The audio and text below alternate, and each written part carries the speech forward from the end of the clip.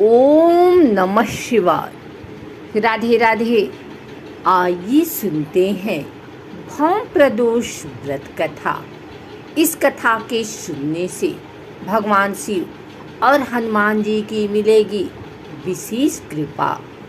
आइए सुनते हैं भौम प्रदोष व्रत कथा। हर माह के शुक्ल और कृष्ण पक्ष की त्रयोदशी तिथि को प्रदोष तिथि का व्रत किया जाता है। प्रदोष व्रत की तिथि जब मंगलवार को आती है तब उसे भौम प्रदोष व्रत के नाम से जाना जाता है। भौम प्रदोष व्रत में कथा सुनना व कहना बहुत पुण्यदायी माना जाता है और इस कथा से पूजा भी पूरी होती है। मान्यता है कि भौम प्रदोष व्रत की कथा सुनने व कहने से भगवान शिव का आशीर्वाद प्राप्त होता है और जीवन के सभी कष्ट दूर होते हैं। आइए सुनते हैं भौम प्रदोष व्रत की कथा। सूत जी बोले, अब मैं मंगल त्रयोदशी प्रदोष व्रत का विधि विधान कहता हूँ। मंगलवार का दिन व्याधियों का नाशक है। इस व्रत में एक समय व्रती को गेहूं और गुड़ का भोजन करना चाहिए।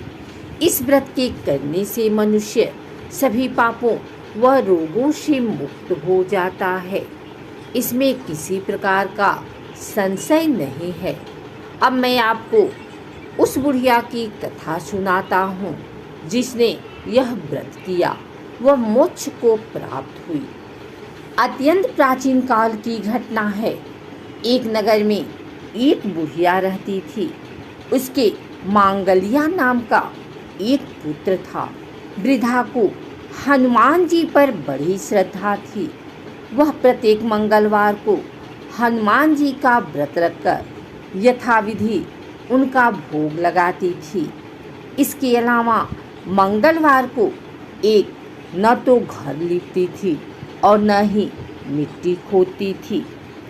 इसी प्रकार से व्रत रखते हुए जब उसे काफ़ी दिन बीत गए तो हनुमान जी ने सोचा कि चलो आज इस वृद्धा की श्रद्धा की परीक्षा करें। वे साधु का वेश बनाकर उसके द्वार पर जा पहुंची और पुकारा, है कोई हनुमान का भक्त जो हमारी इच्छा पूरी करे। वृद्धा ने यह पुकार सुनी तो बाहर आई और महाराज क्या आज्ञा है। साधु वेशधारी हनुमान जी बोले कि मैं बहुत भूखा हूँ, भोजन करूँगा, तू थोड़ी सी जमीन लीप दे। वृद्धा बड़ी दुविधा में पड़ गई। अंत में हाथ जोड़कर प्रार्थना की, हे महाराज, लीपने और मिट्टी खोदने के अतिरिक्त जो काम आप कहें वह मैं करने को तैयार हूँ। साधु ने 3 बार परीक्षा करने के बाद कहा, तू अपने बेटे को बुला, मैं उसे औधा लिटाकर उसकी पीठ पर आग जलाकर भोजन बनाऊंगा। वृद्धा ने सुना तो पैरों तले की धरती खिसक गई, मगर वह वचन हार चुकी थी। उसने मांगलिया को पुकारकर साधु महाराज के हवाले कर दिया, मगर साधु ऐसे ही मानने वाले न थे। उन्होंने वृद्धा के हाथों से ही मंगलिया को औधा लिटाकर उसकी पीठ पर आग लगवाई। आग जलाकर दुखी मन से वृद्धा अपने घर के अंदर जा घुसी। साधु जब भोजन को बुलाकर कहा कि वह मंगलिया को पुकारे ताकि वह भी आकर भोग लगा ले, वृद्धा में आंसू भरकर कहने लगी कि अब उसका नाम लेकर मेरे हृदय को और न दुखाओ। लेकिन साधु महाराज न माने। वृद्धा को भोजन के लिए मंगलिया को पुकारना पड़ा। पुकारने की देर थी कि मंगलिया बाहर से हंसता हुआ घर में दौड़ा आया। मंगलिया को जीता जागता देखकर वृद्धा को सुखद आश्चर्य हुआ वह साधु महाराज के चरणों में गिर पड़ी। साधु महाराज ने उसे अपने असली रूप में दर्शन दिए। हनुमान जी को अपने आंगन में देखकर वृद्धा को लगा कि जीवन सफल हो गया है। प्रदोष व्रत भगवान शिव को प्रसन्न कर जीवन में सुख समृद्धि लक्ष्मी प्राप्त करने का स्वर्णिम अवसर है। प्रदोष काल में शिव पूजन अत्यंत लाभदायक होता है। रावण के पास जितनी भी धन संपदा थी वह सब शिव कृपा का ही प्रताप था। रावण प्रदोष काल में शिव को प्रसन्न कर सिद्धियां प्राप्त करता था। धर्म शास्त्रों में लक्ष्मी प्राप्ति हेतु गन्ने के रस द्वारा शिव जी का रुद्राभिषेक प्रदोष काल में करने का निर्देश दिया गया है। प्रदोष का भगवान शिव के साथ अन्योन्याश्रित संबंध है। प्रदोषो रजनी मुखम, रात्रि के प्रारंभ की बेला प्रदोष नाम से संबोधित की जाती है। रात्रि शिव को विशेष प्रिय है। मुख्यतः प्रदोष का अर्थ है रात्रि का प्रारंभ। प्रदोष व्रत स्त्री पुरुष दोनों कर सकते हैं। प्रदोष व्रत प्रत्येक पक्ष की त्रयोदशी तिथि को किया जाता है। इस व्रत को स्त्री और पुरुष दोनों कर सकते हैं। इसके उपासक देव भगवान शंकर हैं।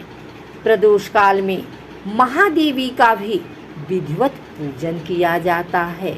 इसमें व्रती को सायंकाल शिव जी का पूजन करके ही भोजन करना चाहिए।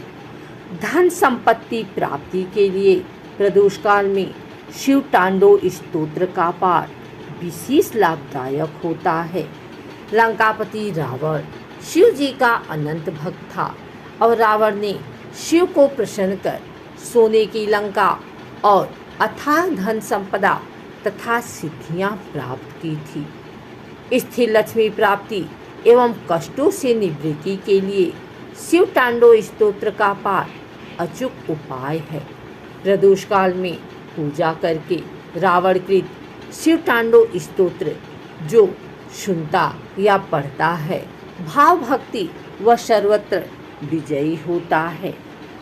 शिव शंकर शुभ लक्ष्मी देते, सुख संपत्ति धन अपरंपार। महिमा शिव की बड़ी निराली, नहीं किसी ने पाया पार। धर्मशास्त्रानुसार प्रदोष अथवा त्रयोदशी का व्रत मनुष्य को संतोषी एवं सुखी बनाता है। इस व्रत के पुण्य प्रभाव से सुहागन स्त्रियों का सुहाग अटल रहता है।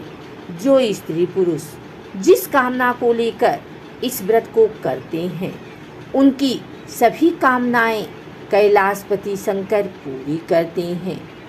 सूत जी के कथनानुसार त्रयोदशी का व्रत करने वाले को 100 गौ दान करने का फल प्राप्त होता है। इस व्रत को जो विधि विधान और तन मन धन से करता है उसके सभी दुख दूर हो जाते हैं। प्रदोष व्रत का विधि विधान: प्रातःकाल स्नान आदि से पवित्र होकर शिव स्मरण करते हुए निराहार रहें। सायंकाल सूर्यास्त से 1 घंटा पूर्व पुनः स्नान करके गंध, मदार, पुष्प, बेलपत्र, धूप, दीप तथा नैवेद्य आदि पूजन सामग्री एकत्र करने 5 रंगों को मिलाकर पद्म पुष्प की प्रकृति बनाकर आसन पर उत्तर पूर्व दिशा की ओर मुख करके बैठें और देवाधिदेव शंकर भगवान का पूजन करें। पंचाक्षर मंत्र का जप करते हुए जल चढ़ाएं और ऋतुफल अर्पित करें। जल चढ़ाते समय इस बात का विशेष ध्यान रखें कि जलधारा टूटे नहीं। इस प्रकार मंत्र का जप लयबद्ध हो। जल चढ़ाते समय यदि आंखें खुली हुई हो तो दृष्टि जलधारा पर टिकी हो और यदि भक्ति भाव में आंखें मूंद गई हों तो ध्यान जप के शब्दों अर्थों के साथ चल रहा हो। जिस कामना पूर्ति हेतु व्रत किया जा रहा है उसकी प्रार्थना भगवान शिव के समक्ष श्रद्धा भाव से करें। शिव के साथ पार्वती जी और नंदी का पूजन भी करना चाहिए। प्रदोष व्रत दोनों पक्षों की त्रयोदशी को करना चाहिए। प्रदोष व्रत अति प्रशस्त तथा सभी के करने योग्य है। स्कंदादि पुराणों में इस व्रत की बड़ी महिमा बताई गई है। विधि विधान से इस व्रत को करने पर सभी कष्ट दूर होते हैं और इच्छित वस्तु की प्राप्ति होती है। व्रत रखने वाले को 11 त्रयोदशी अथवा वर्ष भर की 26 त्रयोदशी के व्रत करने के उपरांत उद्यापन करना चाहिए। उद्यापन के एक दिन पहले घर में गणेश पूजन कर भजन कीर्तन नृत्य आदि रात्रि जागरण करें। दूसरे दिन सुबह शुद्ध होकर शिव पार्वती की प्रतिमा स्थापित कर उनका षोडशोपचार विधि से पूजन करें। ओम उमा सहिताय नमः शिवाय मंत्र बोलते हुए 108 बार खीर की अग्नि में आहुति दें। हवन के बाद किसी श्रेष्ठ ब्राह्मण या आचार्य को भोजन कराकर यथाशक्ति दान दक्षिणा देकर विदा करें। ऐसा करने वाला व्रती इस लोक में धन धान्य पुत्र पुत्री इत्यादि के सुख को भोग कर अंत में मोक्ष पा जाता है। अगर आपको हमारी वीडियो अच्छी लगी है तो इसे लाइक करें, कमेंट करें, शेयर करें। हमारे चैनल को सब्सक्राइब करके बेल नोटिफिकेशन ऑल पर सेट कर लें ताकि आगे आने वाली वीडियो सबसे पहले आप तक पहुंच सके। धन्यवाद।